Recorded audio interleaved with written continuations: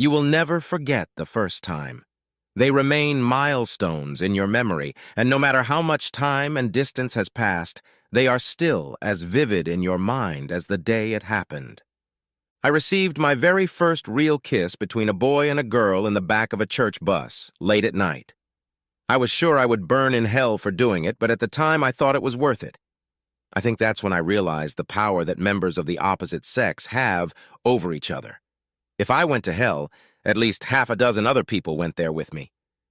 I saw two other young couples locked in a tight embrace. He had his hand under her shirt, she under his pants. I also got my first puppy love heartbreak when my girlfriend left me for a guy with a car.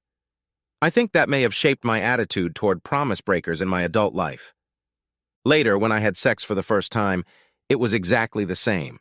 It was amazing and wonderful and hard for me to process, but one thing I knew for sure was that I really, really enjoyed it. My buddy, not so much. We did it in his mom's brand new Mercury Marquise the weekend after graduation. My buddy was allowed to drive it because he graduated with honors, and it took us 4 hours of frantic cleaning to make it smell new again. We amused ourselves like rabbits for the rest of the summer, pretending to be adults and know what we were doing until she left for college. I never saw her again. She found herself a rich guy in high school, and I was something in the rearview mirror. 40 years later, every time we met, even if she was with her third husband, we ended up meeting glances and smiling. That's the kind of thing you don't forget. Then I fell in love. Naturally, I didn't expect it. It started out with us just goofing around and having a good time, and then, bam, and she became all I could think about. In retrospect, we were too young. I was 19 and she was 20, but the attraction burned like hellfire, hot, bright, and all-consuming. I was a tall, lanky guy with wild hair and glasses. She was tall too, but rounded and lush, with long blonde hair and bright blue eyes that seemed to look right through you. In matters of sex, I was a 1, and she was an 11. She just smiled and taught me things I had no idea how to do, but was damn glad to try. We slept in every conceivable place, in every conceivable position, and in ones that defied rational explanation, as often as we could. Suddenly it became more than just sex. We enjoyed each other's company, and we were so good together that she suggested we move in together. 40 years ago, it wasn't as common as it is now, but it happened often enough that no one thought twice about it. We found a tiny 2-bedroom apartment we could afford, and the landlady gave us a discount on the rent. She was a city girl and knew next to nothing, but I'd grown up on a farm, and that made being versatile. Really, if I was patient enough with her, once she understood something, she usually became pretty good at it. I proposed to her one night when she was struggling to get me up for the 3rd time. "You really are a romantic, aren't you? Try again when we're not in a horizontal position." I asked her again 3 days later when we were at her parents' house. Dad wasn't home, but Mom nearly fainted with happiness. The ring was tiny, but that didn't faze her, and the plans were ready. We got married in a simple ceremony because her parents had almost no money. Then we went to Myrtle Beach for 3 days, where she showed off a bikini so tiny I wondered if it was okay to go to the beach in it. Apparently it was, and a lot of people were pretty darn happy with her choice. She was being molested right in front of me, and I almost exploded because she didn't have time to stop him. She finally saw the look on my face, waved her ring at him, and told him he was a year late.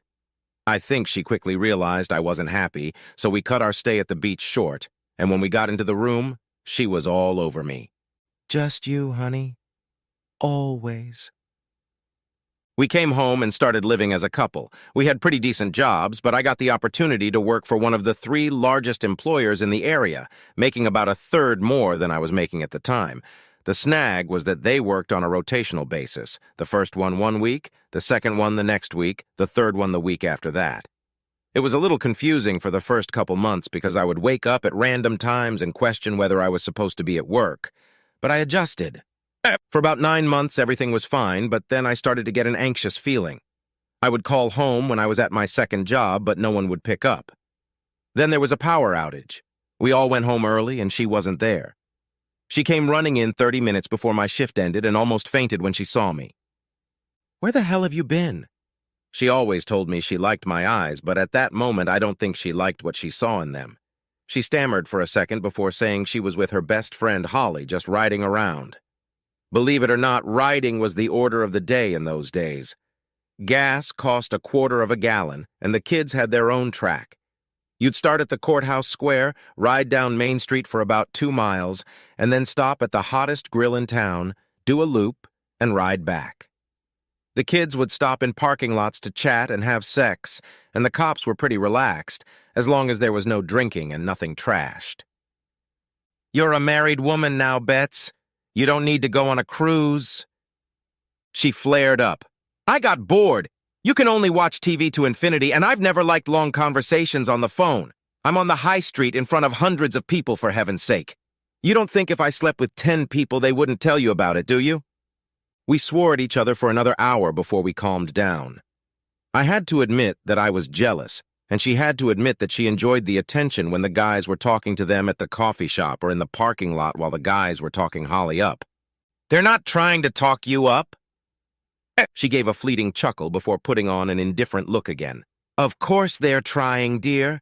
Just because I married you didn't suddenly make me ugly, but I'm making sure they don't do anything." It was a turbulent weekend, but by the time it was over, we had come to an understanding. She could go with Holly, but if I felt something wasn't as it should be, it would be over between us. I think that shook her because she never thought, even in her wildest dreams, that I would ever leave her. Everything was going well until summer came. That's when the lake parties started. I'd leave for work at 2:30 on the weeks I worked second, and she'd be in a bikini waiting for Holly to pick her up by 3. When you mix hormones, pot, and booze in the right ratio, something out of the ordinary happens, and it sparked rumors that reached me.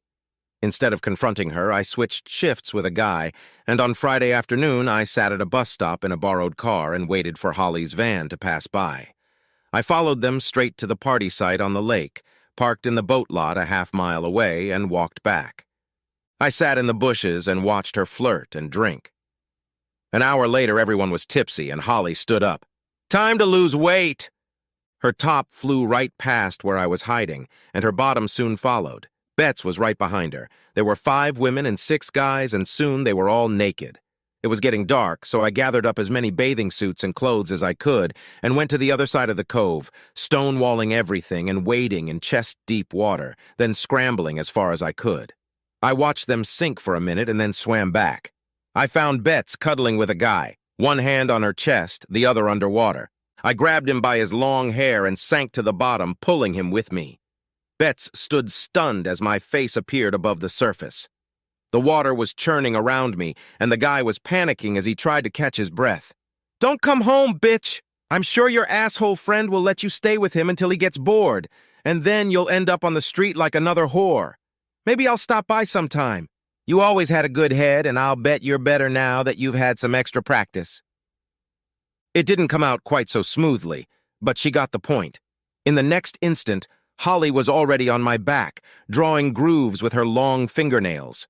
I pulled the bitch off me and slammed my fist into her stomach. The air came out of her like a punctured balloon, and she went down like a stone. "One of you assholes better pick her up or you'll be one whore short." Bets tried to say something, but I just ducked underwater again, traveling halfway across the small cove before surfacing. She had been away for 3 weeks, living with her parents. She would go straight to work and come straight home. I got a few indirect threats about me wrinkling their clothes, and I bet the trip home was pretty interesting for some. No one bothered me because I was known to be a pretty good brawler, but more importantly, I didn't know how to walk away. If I was fighting someone, all I could think about was killing them. This led to some pretty interesting situations, and a couple of times I almost went to jail, but word got out. If you fought me, you can rest assured you've won. If you haven't... She begged, she cried, she apologized.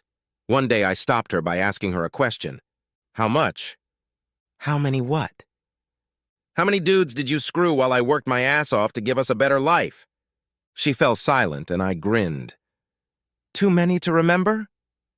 "No, 3, okay? 3. There you go. You screwed 3 guys and not me, and that tells me you'll never quit. Why stick to the menu when you can have a buffet? Look, we don't have shit. We haven't been together long enough to pay alimony. You take your shit, I'll take mine, and we're done." She fainted. Her mother, whom I had always had sympathy for, came to the apartment to beg me to take her back. "She's learned her lesson, son. Give her another chance. You won't regret it." Her father was old school, and he told me to beat the crap out of her and get over it. It was 3 months before we got back together, after many promises and a few threats. By that time, my company had expanded to twice its former building, doubling its production capacity. A side effect was that they no longer needed 3 shifts to get everything done, so they cut the 3rd shift. I was also promoted to lead setup person in the finishing department. We were in production, and when my group started making more money, they started figuring out why. My crew was mostly women, and I had to set up various machines to fill orders, so I always took a box or two to make sure everything was up to spec and in working order. My coworker would set up the machine, run 2 or 3 products through it, and go back to the office if he was working second shift. I would stay on the floor helping the packer seal and place boxes on the correct pallets, and as we got better, I would teach him a few simpler operations. Sometimes we had 2 or more machines set up and running, so the ladies just went from one to the other with no downtime. The packer and I were getting an average wage from what the line was producing, and were making $1 an hour more than our coworkers. It got to the point that if a vacancy came up, the women on the other shift would apply for a transfer. It got to the point where the other guy said to me, "You're making me look bad." I grinned. "No, you're doing it to yourself. You and Jesse need to keep your asses on the floor and help the girls out a little. Then you'd be making money." Things got so bad that management stepped in and asked me to borrow his bagger for a couple weeks to learn my system. I assumed it would be a struggle, but Jesse was more than willing to learn and was very reluctant to go back to his shift when the training was over. John almost kissed me when he got back. "Eric is a jerk and a buffoon. The women despise him, but they've grown to love me. Their wages went up 50 cents an hour, and they begged me to stay with them." 50 cents and $1 doesn't seem like much now, but 45 years ago it was a lot. Then Eric did a monstrously stupid thing. He hit on a married woman with a jealous husband, threatening her with a job if she didn't do what he wanted. For some reason, she came to me, and I sent her to our manager, who promised to make it right. But he didn't. He and Eric were longtime drinking buddies, so he hid the situation from upper management. It ended with the husband coming into the plant threatening to kick ass if nothing was done about it. This happened right during a shift, so I sent John to get the production manager and tried to talk him down myself. Then his wife showed up, scared to death. She kept her cool, but when Eric grabbed her so hard that one breast was bruised, she left in the middle of the shift and told her husband everything. Eric walked in, saw us talking to the production manager, and turned pale. Then he tried to bluff. "What is she doing here? I fired her last night for insubordination and poor work performance." The production supervisor was a man in his early 40s, and he'd dealt with this sort of thing before. "Eric, you are a supervisor. You have no right to fire anyone. All you can do is document the situation and bring it to your supervisor. I think we should all go to the conference room and talk this over." He called our manager, the plant manager, and they all left. Her husband was still standing there. He was promised that they would handle the situation, and he could take his wife home for the night, with no repercussions to her job. I, on the other hand, went to my job. The next day, Eric was no longer with us, and the finishing manager was on probation. The production manager called me into his office. "Sabrina said she told you about the situation and you went through channels referring her to the finishing manager. Is that true?" "Yes." He sighed. "Good. I want to ask for your help. You've trained John pretty well, so we're going to offer him Eric's job. You've also worked with Jesse, but he doesn't have the experience we need. We need you to work with both of them and train someone to fill John's old position. Will you help? I'm thinking maybe shift work to start with, at least 2 months. We'll make it worth your while." What does Bill think about that? Bill was the finishing manager. The production manager smiled. "Oh, he agrees. Do you agree?" That was another $2 an hour. I couldn't wait to tell Betts.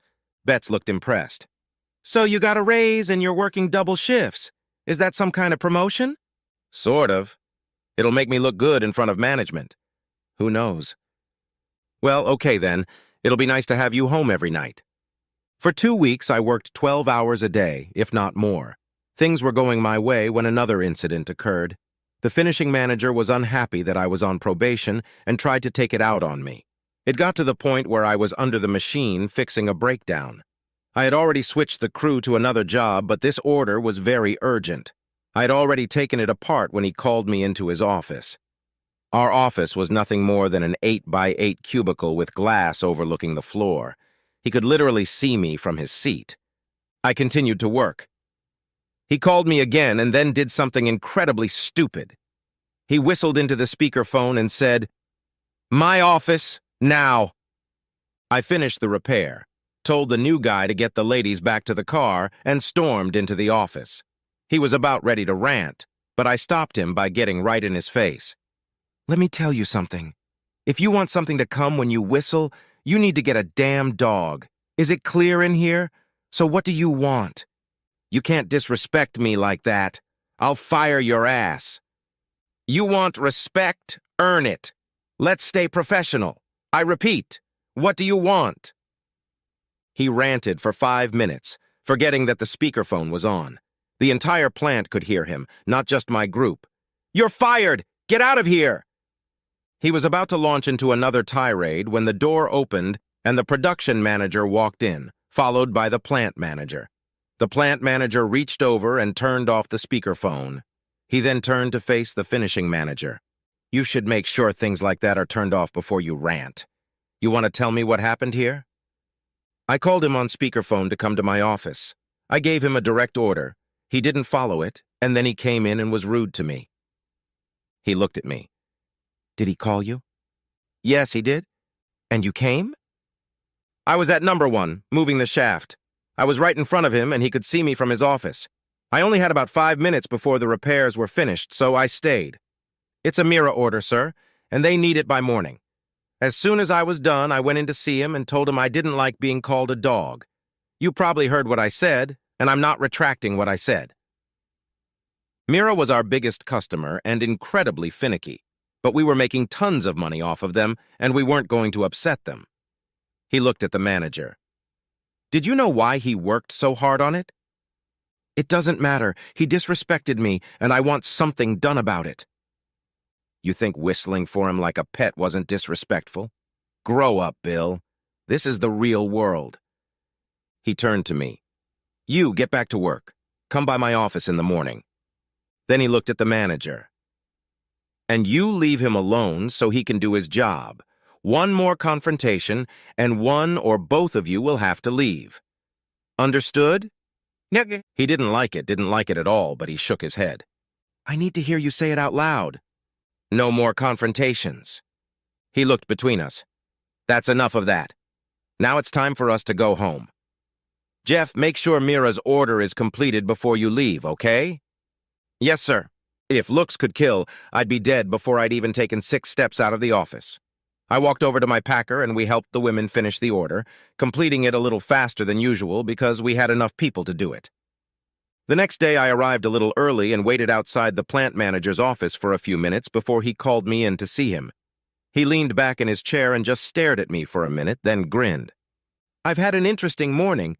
I talked to the ladies on duty and they all told the same story, that Eric proposed to all of them and Bill did nothing about it, even proposing to a couple himself. When I contradicted him, he became furious and threatened to quit, and I let him. He tried to take it back, but I told him we would start a formal investigation, possibly involve the police, and he walked away. This puts me in a difficult position. For the foreseeable future, you're going to be the interim trim manager. I still want you to work shift work and train everyone, but from now on you must attend staff meetings every afternoon. Do a good job, Jeff, and maybe you'll get this position on a permanent basis. Interested?" Hell yes, I was interested. My salary was raised another $3, which was well above average for the times. Bets seemed thrilled, especially since it meant we could buy a house sometime in the future. 3 months later, I got a call from a friend. Barry ran a loan company, one of those not quite predatory ones that usually gave loans at 5% or higher than the banks. "Hey, kid, still looking for a house?" "Not really. I don't have anywhere near the down payment I need." "How much do you have?" I told him and felt myself smirk over the phone. "Come over to my place. I might have something you'd be interested in." Something turned out to be a 4-year-old one-bedroom house on a half-acre of land. The owners had moved out and defaulted on the loan, and I could get it to pay off the debt. Betts and I talked about it, and while it wasn't exactly what we were looking for, we agreed that we had to start somewhere and maybe in a few years we could find a real home. It was one of the proudest days of my life when I carried Betts over the threshold, and she giggled the whole time. Since I grew up on a farm, I got right into landscaping. I started with the yard, reseeded it, set aside a small space for a garden. Dad came and helped me build a 12-by-12 building and a fence in the backyard. Betts went out and bought enough tomatoes to cover the whole yard and more, so we planted what we could and gave away the rest. I can still see her smile when she picked her first tomato. Betts was good at her job, working her way up from farm assistant to inventory specialist, and our future couldn't have been brighter. I was still working 13 hours a day, but I was now a salaried employee, so I wasn't entitled to overtime. Betts kind of resented it until I told her that I estimated that before the end of the month, I would be back to my normal schedule. John was working very well, and while Jesse may not be as bright, he was learning. The new guy we hired for packaging was his cousin, and was thrilled with the job he was getting. Soon, production was 8% higher than ever. They even sent corporate guys over to observe the work. It was summer, and I was coming home at 7 or 8 o'clock at night, 6 days a week. And then it happened that I came home and she was gone. She came in drunk about 11 o'clock and Holly dropped her off. I didn't say a word as she stumbled around getting ready for bed. Even after the shower, I could smell the grass from her. When I got up, she was still out cold and late for work. I left her in bed and went to work. When I got home in the evening, she was very depressed. She had made a nice dinner, some of my favorite dishes, and didn't say a word. After washing the dishes, we sat down at the table and grabbed the TV remote.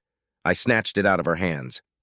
"So, you're not even going to talk about last night?" That was a mistake. I shouldn't have stayed that long, but I had a good time. "You shouldn't have stayed there at all. You know how I feel about Holly, but you left. Screw the old man, I want to have fun. He'll get over it, right?" I could tell by her blush that I was very close to it. "Here's the thing, we're not going to talk about it. If you slept with some random guy, sooner or later it's going to come out. If you did, it's over between us. There won't be any more chances, understand?" She turned a little pale and promised never to speak again, but I could see the resentment in her eyes. Things were quiet for a while. Holly came to my work wanting to get a job and apologize. I couldn't wait for the interview. I let her chat for a while about what a good employee she would be before I stopped her. "Holly, you've been fired from 3 jobs in the last 9 months, all for attendance. You know how strict this company is about that, and I highly doubt you'll last 2 months. That's because you're still mad about me and Betts, asshole. She's not 90. She needs to go out and have fun once in a while.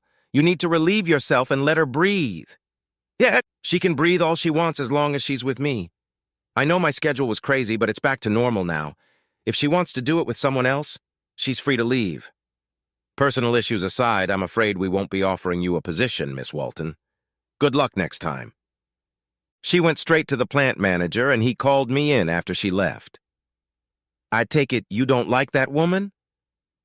"I'd spit on the ground she walks on, but I'd dehydrate in less than an hour. She and I have a problem because of my wife, but that's not why I didn't hire her. Look at her work history." That was the end of the conversation. It was October before she slipped again. My company sent me to a plant 2 states away for a training seminar. I was anxious and nervous, but despite that, the 3 days were productive. When I got home, it was as if my mind had gone numb. It was an empty house and a note on the kitchen table. I really tried, but I met someone. I've already moved my stuff, so don't try to find me. I'll always love you, just not like I used to." Unfortunately, that didn't upset me as much as I thought it would.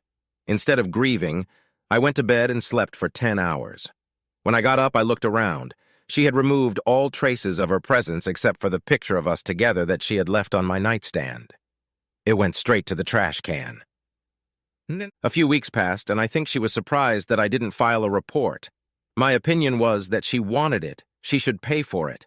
I was too old and tired to go on cruises, but one evening I was driving through town and saw her and Holly in Holly's customized van. Holly made sure to ring the little bell hanging from the rearview mirror as she drove by. I thought it sounded silly. I headed to the drive-in to have a triple burger with onion rings, their specialty. A little while later, Holly ran past, alone, ringing her bell. By the time I was done, Betts, not noticing Holly, had rung the bell as well. One of the guys next to me laughed. "I can see the horny one ringing." Curiosity took over, so I asked, "Those two girls are the craziest, horniest women I've ever seen. They go on a cruise, hook up with a guy, and one gets behind the wheel while the other fiddles around in the van. Then they switch guys and drivers. They call that little bell the horn bell, and it rings a lot. I've gotten rides from both of them in the last month." I thought about it for a while, and had to admit that it had hit me more than I thought it would. But it wasn't my problem anymore, so I finished my burger and went home. The fact that Betts and I had broken up wasn't immediately known. I wasn't unattractive, I was in good shape, I had a nice car and my own house, albeit a one-story one, so the sharks started circling me. I'd dated two and heard that Betts had given one of them a good whipping. I wondered what it meant to her that I could have as much fun as she did. The week before Thanksgiving, she picked up a guy and they were together for almost a month until he dumped her. A few days before Christmas, she called me at work and asked if I would come over to her place in the next couple days. Apparently, she had a Christmas present for me. Curious as to what she was up to, I agreed. She collected little dove figurines, so I splurged and bought her a very pretty one, trying to rub it in her face that I had money for such things. She met me at the door in a tight mini dress, her hair done up just the way I liked it. The telltale flashes started right away because I knew that had to mean she wanted something. She sat me down at the table and brought me a beer, leaning over so that her breasts were in front of my face and I could get a good look at them. Very nice breasts. We talked for another minute before she handed me a gift, a rather nice watch. When she saw the dove, she cried, jumped into my lap, and kissed me hard. It was a terribly bad idea, but I hadn't had sex in a month, and despite all her other faults, she was an amazing slut. We ended up lying in her bed for 2 hours. She had a couple tricks she must have learned after we broke up. Since I was only doing it for pleasure, I appreciated it. When I finally gave in, she asked if I could stay the night. "Why? Obviously marriage isn't for you. Why would I waste my time with a dead horse? I'd rather just bury it and move on with my life." Betts began to cry, huge tears and tearful sobs. There was a lot of apologizing and pleading, and now you can call me a pissant because she got me. I promised her I would think about it, and we went to sleep. The next morning, she cried and said she was very sorry for what she had done to me, that she still loved me, and would do everything in her power to get us back together. She jumped up to take a shower, lamenting that it wasn't big enough for the both of us. I laid on my back and dozed off. The ringing of the phone woke me up, and I lay there listening to her end of the conversation. "Christmas party, and then another one for New Year's Eve at the Radisson. Do you have a number yet? I'd love to go." She was quiet for a minute, then giggled. "Yeah, I hooked up with him last night, but I'll tell him we have to wait until the first of the year to be together again. In the meantime, it's party, party, party." I got up as quietly as I could and got dressed. When I walked into the living room, she squeaked, "I gotta go. Talk to you later." "Who was that?" "Holly. You know how she likes to talk." Nah. If it was Holly on the other end, her voice had definitely gotten deeper. Betts wrapped the towel around her hair and body, and as she stood, it fell off her. I looked at her long, smooth legs, gorgeous ass, and gorgeous bob, and sighed, realizing this was the last time I would see them. Deciding to ease her mind, I told her that I already had plans for Christmas, and maybe we should wait a little while before we got back together. She pretended to be sad, but she wasn't very good at it. I thought about it as I drove, her scent still lingering on me, and realized that I had just experienced another first in my life. The first time my heart was truly broken. Up until that moment, some irrational part of my brain had truly believed that we would eventually get back together and live happily ever after. Christmas and New Year's Eve passed. I never called, and I heard through the grapevine that her new lover had dropped her like a stone on January 2nd, so I wasn't too surprised when she called me at work. At home, I purposely didn't pick up the phone, let the answering machine answer. After the fifth message, I could hear the desperation in her voice. "Hey, Bets, how are you doing?" "You and me, I hope. I seem to remember some promises the last time I saw you." "Well, I've been pretty busy at work. One of my stand-in guys and I have been working tirelessly, so romance has taken a back seat." There was silence, and I continued before she could finish. "Oh, I have to go. There's an urgent matter on the line. I'll call you later." For the next 2 weeks, we played the phone game. One evening, she called and looked very depressed. "You're not coming back, are you?" "No, I'm not coming back. I'm tired of being treated like a pinball that you can throw one way or the other. When you blew me off at Christmas to go have fun, I realized that even if we were together, you'd start over sooner or later. So that's it. Goodbye." I'm sorry for the way things turned out, and I'm willing to take some of the blame because of my work schedule, but most of the blame lies with you. Every time you had a choice, you made the wrong one. Goodbye, Bets. Maybe in the future you'll find a guy who will let you play. She was crying and trying to speak when I hung up the phone. There was one more chapter to this little story. The day after Valentine's Day, she came in and woke me up pulling my long hair and giving me all kinds of hell. I finally woke up enough to pull her off me. "What the fuck is wrong with you? You have to give me the key back before you leave, and that's going to be pretty soon. What do you want?" Turns out, no one had invited her to Valentine's Day, and I had to step in. "I'm sorry you're dating such a cheap bastard that he dumped you 2 days before the big night, but really, Bets, we're not together anymore, so why should I give a shit about it? Give him a week and he'll be back to sniff things out. Now is the time for you to go." She stopped talking and looked down at the bed. There lay a red bra about 2 sizes larger than she wore. If she looked under the bed, she would find matching bikini panties. It was cruel, but I couldn't help it. "Yeah, I had a really good Valentine's Day. Now, shoo, she'll be back any minute and I don't want an awkward situation." I walked her to her car and smirked as another person pulled up beside her. "Who was that and why was she crying?" "My soon-to-be ex-wife. I guess her Valentine's Day wasn't as good as ours." Crystal knew the story and chuckled, then pulled me back into the house. Why was I thinking about all this? My granddaughter was lying in her grandmother's arms, crying from heartbreak. I looked at them and grinned. You know what's even better than first love? The last one. I'd been with this woman for 40 years and prayed I'd have that many more. This was based on my first marriage and 2 other couples I was around when I was younger. My first wife recently died of COVID. She reformed and married a good man after he and I survived 3 others. She married 6 times if you count the one guy she married twice before it worked out. Rest in peace, Deb.